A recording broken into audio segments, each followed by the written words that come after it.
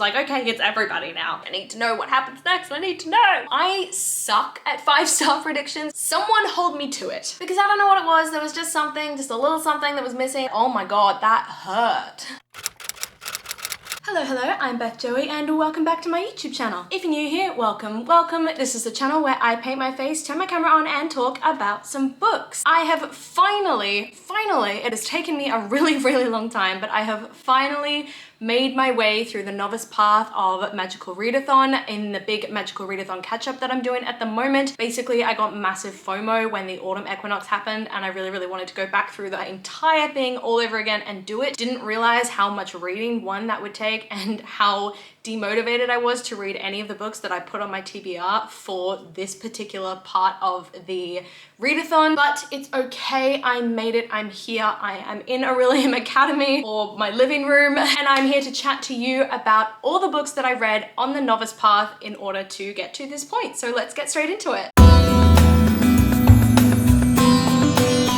I'm going to move a little bit to the side here so I can put the map up the top here. Anyway, I started this journey at the novice path entrance and the prompt for this space is to read a book with a map in it. And for this, I chose Empire of Storms by Sarah J Maas. This was the next book in my big Sarah J Maas reread that I'm doing at the moment. If you're not familiar with Throne of Glass, then are you living under a rock? Throne of Glass is a series that follows Selena Sardothian, who is an infamous assassin in the land of Aurelia, I think, and she is sent to a prison camp called Endovia for her crimes until one day the prince and the captain of the guard come to rescue her from the prison and give her the opportunity of a lifetime to participate in a competition to become the king's champion and earn her freedom. So of course she participates in this. She comes to the court of Aurelia and gets completely enthralled in rebel plots and magic and hidden identities and everything, as well as a ton of love, war, betrayal, all that sort of fun stuff as well. I gave this book 4.5 stars, really enjoyed it. There was so much more character growth in this story, which I'm loving as it's going through and introducing you to new characters in each book, making you fall in love with them. I loved how much time we've got with Lorcan and Alid, especially in this book. Plus, of course, Manon is going to remain one of my favorite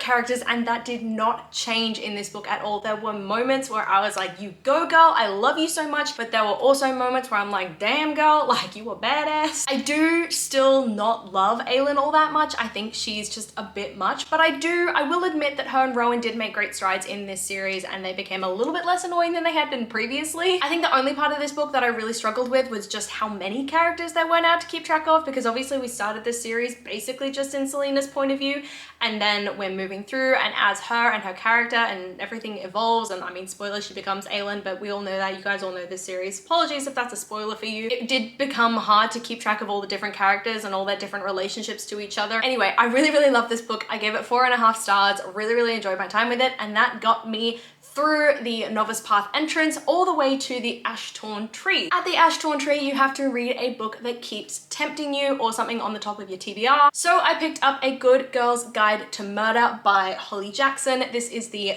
first book in a trilogy by Holly Jackson, all surrounding Pippa Fitz-Amobi, who is a girl in high school who is set on solving a crime that she believes the perpetrator of the crime was wrongly accused, and she wants to, you know, solve this mystery. It's set in a small town. There's plenty of corruption. Everybody in this town seems to think that they know who exactly killed this golden girl, Andy Bell. They think it was a guy named Sal Singh, but Pippa is set that it was not Sal, that he has been framed, and that his death following her murder is not quite as straightforward as everybody seems to believe it is, and she uncovers secrets and a hidden world and underbelly in her own small town that she didn't know existed. I really enjoyed this book as well. I think I gave it 4 stars. As you would expect from a murder mystery story, there was a really large cast of characters in this because you've got to, you know, test out all the suspects and everything, but I'm really amazed by the fact that I was still able to keep track of everybody and who their relationships were, and that for me is just a sign of really great character development for your key characters, and then an author's ability to really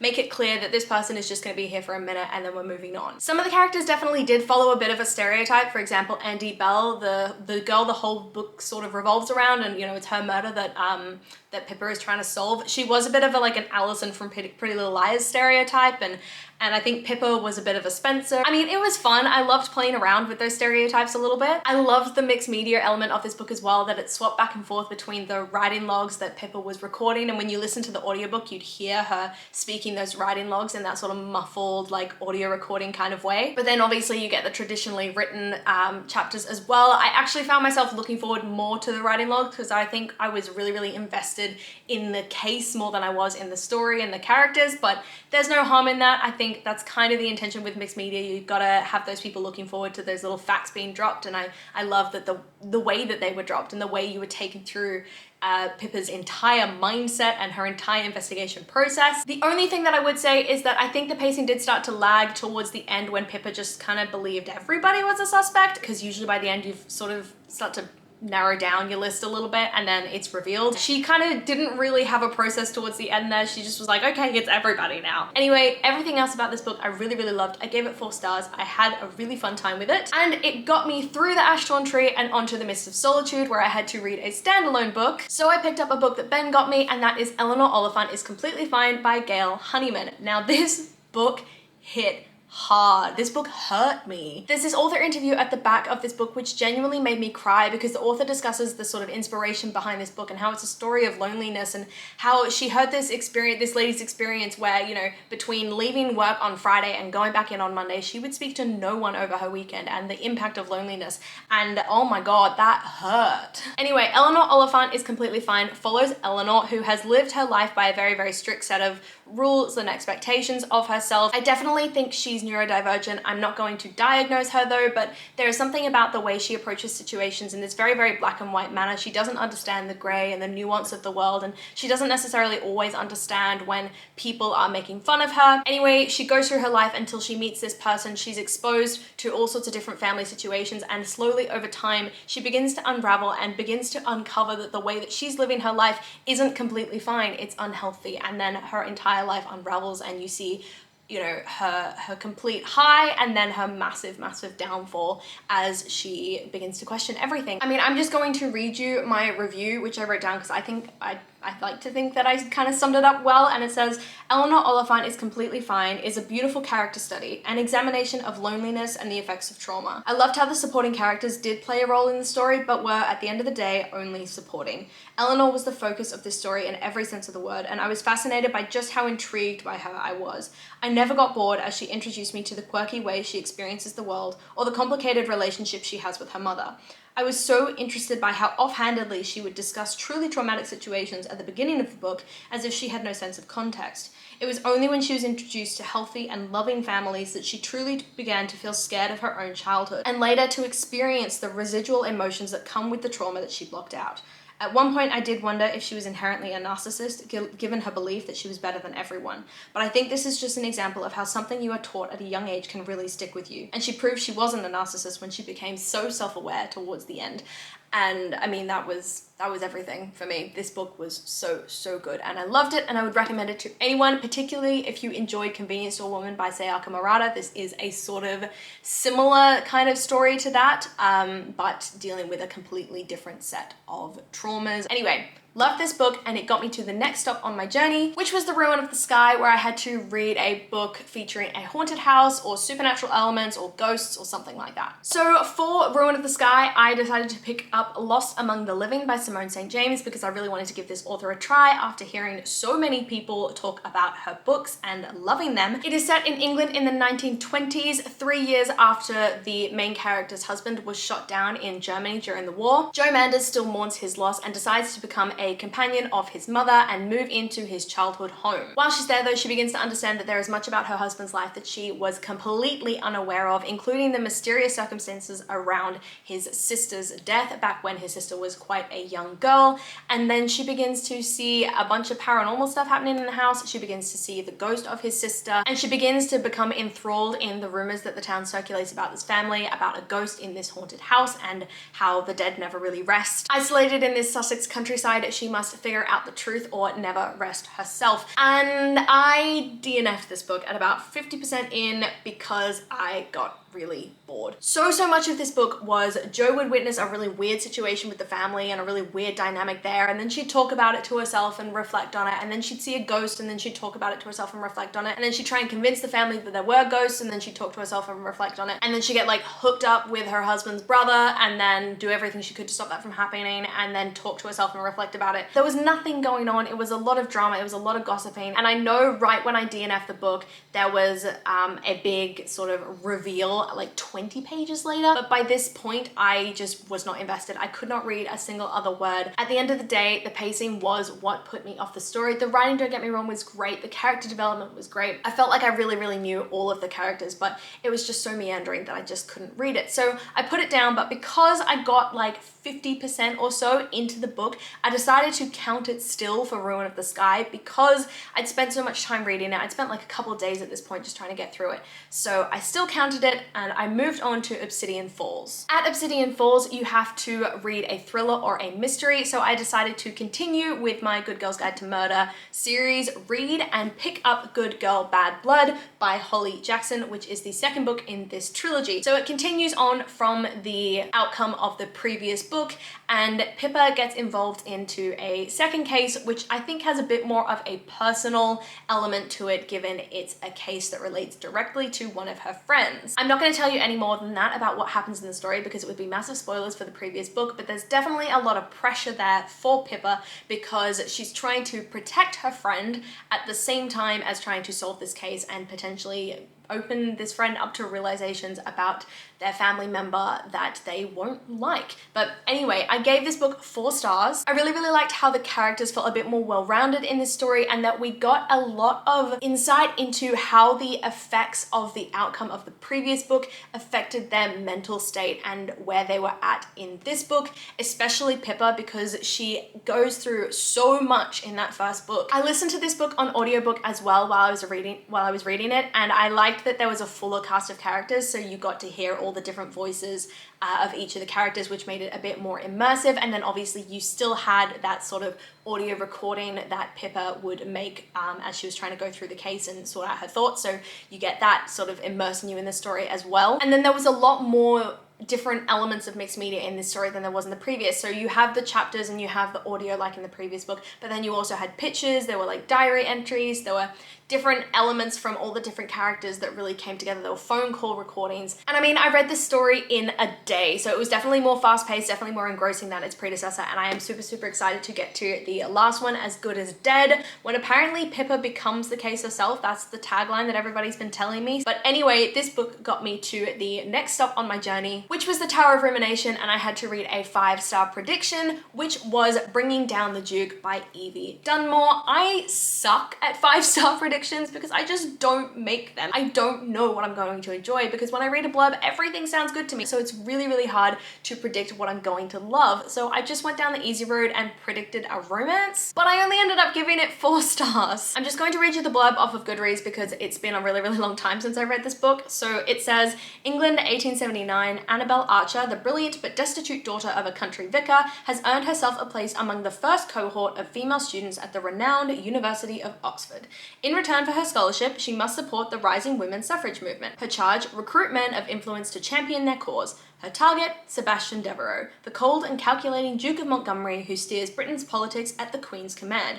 Her challenge, not to give in to the powerful attraction she can't deny for the man who opposes everything she stands for. And I loved the characters in this story. Everything from the empowered suffragettes who stood by each other and loved each other no matter what, to the deep and complicated love interest who had just completely opposing political beliefs to our main character. It felt like there were these 2 separate stories running in parallel together in the book, but in this such a seamless way that the way they sort of integrated to each other just kind of made so much sense. Annabelle was complicated and independent and unwavering in her love for the women that she was supporting. Her morals and her ideas were solid and she stuck by them no matter how much Sebastian challenged her or questioned her. And Sebastian himself was equally complicated, but I think a little bit less unwavering because he experienced so much growth throughout this story as he began to see the perspective of of the women that he potentially hadn't really listened to in the past or hadn't really taken as seriously, and his beliefs began to change as he was educated into what it was like to be a woman in the 1870s. I was thoroughly immersed in the romance and the angst of this story to the point where I just couldn't stop flipping pages, and I was reading this on the plane and I was like, I need to know what happens next, I need to know. And like I said about the plots, I think it was masterful that you had these two sort of plots running side by side seamlessly. You had the story of the suffragettes and then this sort of love story happening on the other side, and the way they intertwined was just really, really masterful.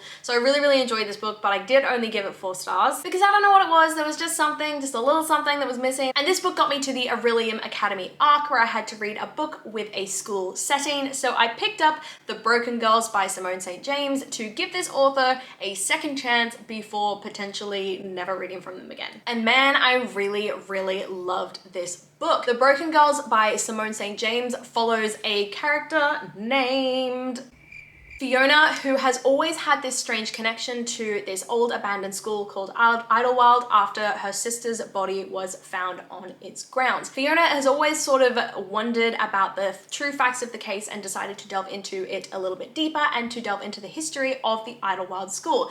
And she gets entangled into the story and the lives of these 4 girls, which is the second point of view of, or the second timeline of this story. You get to experience what it was like for 4 young women living in Idlewild school back in the 1960s, I think it was. There's this ghost that keeps haunting them, and all the traumas of their past are unraveling in front of their very eyes until one of the girls in the friendship group goes missing. Everybody presumes she is dead, and Fiona in the current timeline finds her body and is set on solving that mystery as well. It's a really, really interesting story, and I gave it 4.5 stars. I loved each of the characters in this story and how you got so many different point of views, which meant that you were able to experience all of their lives and all of their, you know, growth so, you know, front of face. Like, you were able to experience it right off the bat. And so when they had those big rounded moments at the end where everything kind of comes together and everything's explained and they finally get closure, you know, you feel it and you get to experience it with them because you've spent so much time in their head. The atmosphere of this story was both really creepy and really dark, as you would expect from a sort of old abandoned haunted school, but then also it had this, you know, string of innocence and naivety because of how young the girls were that went to this school. And then I thought it was really, really interesting how Mary Hand, the ghost, was tied into the story in a way that made sense, in a way that sort of gave closure to the final end of the story, in that, you know, these 3 women had all experienced something similar. I really, really enjoyed this book. 4.5 stars, and that had me finishing the Novice Path after like 3 months, I think, where I was just trying to make my way through these books, and I'm finally at the end of this part of the readathon, and now I get to move into the gear up, which is the next bit where I only have to read 2 books. It's worth saying there's part of the Novice Path you also have to read a sort of story that runs alongside it, where you make a bunch of choices to find out what guild you're going to be in when you reach Orilium Academy. And I did complete this questionnaire as well, and I became part of the Mindwalkers Guild. So this is going to inform part of my next video, which will be